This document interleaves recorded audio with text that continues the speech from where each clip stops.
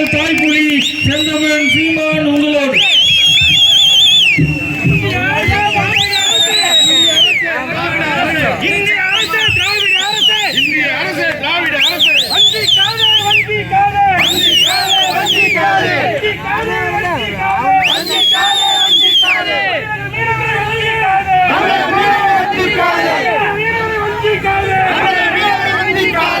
தமிழர் கட்சியின் தலைவர் வீரன் திருமுருகன் அவர்கள்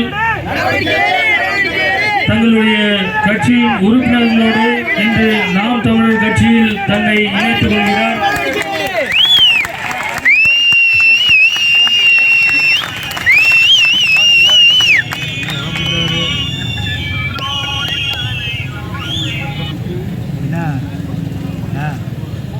ஒன்றிணைவோம் ஒன்றிணைவோம் ஒன்றிணைவோம் ஒன்றிணைவோம் ஒன்றிணைவோம் ஒன்றிணைவோம் ஒன்றிணைவோம் நாம் தமிழராய் ஒன்றிணைவோம் நாம் தமிழராய் ஒன்றிணைவோம் நாம் தமிழராய் ஒன்றிணைவோம் நாம் தமிழராய் ஒன்றிணைவோம்.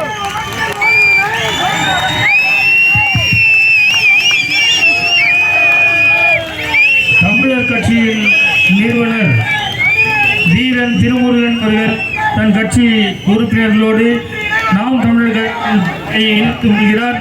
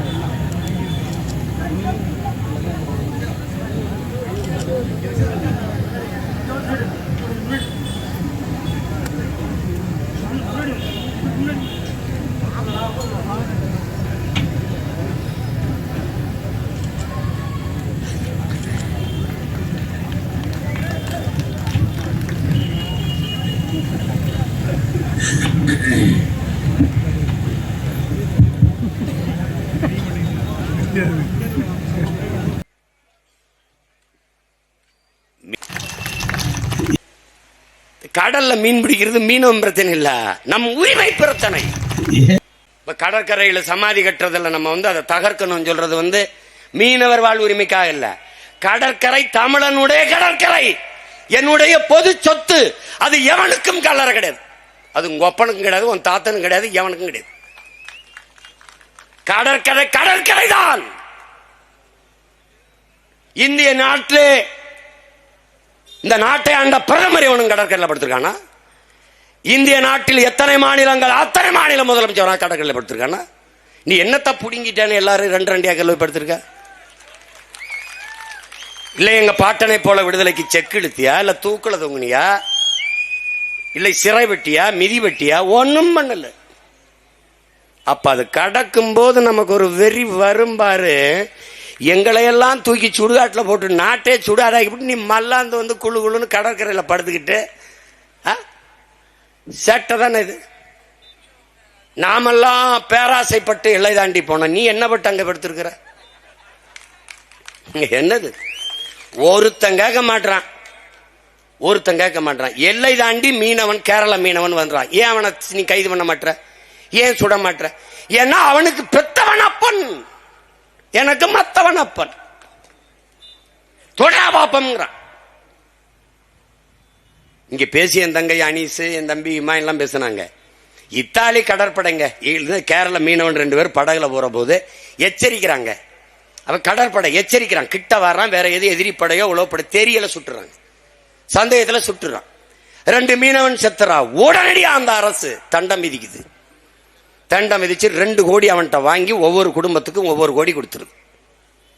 ஆனால் 850 மீனவன் சேர்த்திருக்கான். ஒத்த பொட்டு ₹1 காசு நெத்தியில பொட்டு காசு தரல. எப்படி இருக்கு? மீனவன் பிடித்து வந்த மீனுக்கு இருக்கிற மதிப்பு மீனவன் உயிருக்கு இல்ல. இங்க அதான் பிரச்சனை. அது சிறை பிடித்துறாங்க அந்த இத்தாலி கடற்படை வீரர்களை. இந்திய நாடாளுமன்றத்தில் விவாதிக்கிறாங்க. நல்லா கொஞ்சிக்கணும். என்ன சொல்றாங்க? இந்த குற்றத்திற்கு மீனவர்களை சுட்டுக் கொன்ற இத்தாலி கடற்படை வீரர்களுக்கு அதிகபட்ச தண்டனையாக மரண தண்டனை கொடுக்கலாம்ங்கிறாங்க. இருக்கு செய்தி, நானா சும்மா சொல்ல. எவ்வளவு தூரம் போறான் பாருங்க. ஏன்னா அங்க ஆள் இருக்கான், அவனுக்கு அப்ப இருக்கான், அவ்வளவு தூரம் வேலை நடக்குது. ஏன் அந்த அரசு காங்கிரஸ் அரசு அவ்வளவு துடிக்குது? காங்கிரஸ் ஆளுகிற உயரத்தில் அங்க இருக்குது. அதை இழந்து விடக்கூடாது என்று அந்த மக்களின் உரிமைக்கு நிக்குது. கர்நாடகாவில் காவிரி நதிநீர் உரிமை நம்ம கேட்கும் போது வாய் திறக்காத இந்த கட்சிகள் ஆள்வது திருப்பி திருப்பி பாரதிய ஜனதா காங்கிரஸ் தான்.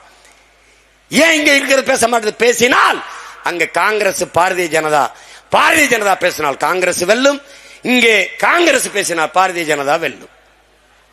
அந்த மாநிலத்தை ஆளுகிற உரிமைக்காக ஒரு தமிழ் தேசிய மக்களின் உரிமையை இழக்கிறது இந்த கட்சிகள் பறிகொடுக்க தயாராக இருக்கிறது.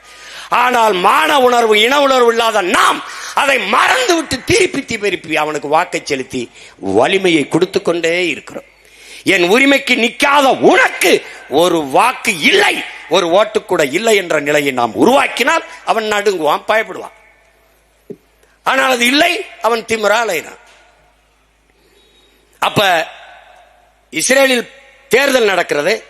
இஸ்ரேலிய பிரதமர் பேசி இந்த ராணுவ வீரர்களை அங்கே வாக்கு செலுத்துவதற்காக அனுப்ப சொல்கிறார்கள்.